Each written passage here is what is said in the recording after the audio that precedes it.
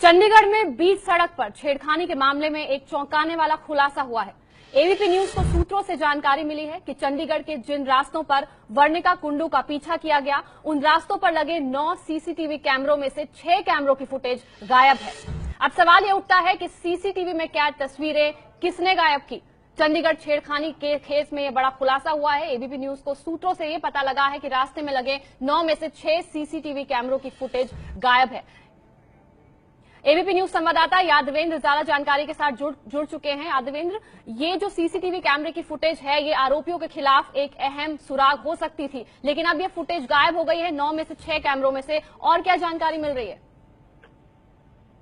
बिल्कुल, देखिए, जब ये 7 सेक्टर से इन्होंने पीछा करना शुरू किया था और 26 सेक्टर है, वहां पर तकरीबन 9 के करीब कैमरे, और पुलिस के सूत्र बताते हैं कि 6 कैमरों में सीसीटीवी फुटेज, 6 कैमरे नहीं चल रहे थे। जो सीसीटीवी कैमरे तो नहीं चल रहे थे, और पुलिस के जो डीएसपी हैं सतीश कुमार, उनसे मेरी बात हुई। अब सबसे बड़ी बात ये कि उनका कहना है कि अभी हमने सीसीटीवी फुटेज लेनी है, यानी इतना वीवीआईपी मामला हो और अब तक सीसीटीवी फुटेज नहीं ली गई। अगर कोई और मामला होता तो अब तक सीसीटीवी फुटेज सामने आ सकती थी। कहीं ना कहीं पुलिस के ऊपर दबाव दिख रहा है, पॉलिटिकल दबाव दिख रहा है। हालांकि बीजेपी का कहना है कि उन्होंने कोई भी दबाव इस केस में नहीं डाला है, पर पुलिस के ऊपर सीसीटीवी, ये कह देना कि सीसीटीवी कैमरे चल ही नहीं रहे थे, ये सबसे बड़ा सवाल है कि ऐसा नहीं होता है। चंडीगढ़ जैसे शहर में यहाँ पर जितनी भी घटनाएं होती हैं, उनकी सीसीटीवी फुटेज हम निकालते हैं, हर बार यहाँ पर सीसीटीवी फुटेज सामने आती है। अब इस मामले में पुलिस का कहना है क्योंकि अगर सीसीटीवी फुटेज सामने आएगी तो केस रजिस्टर्ड हो सकता है।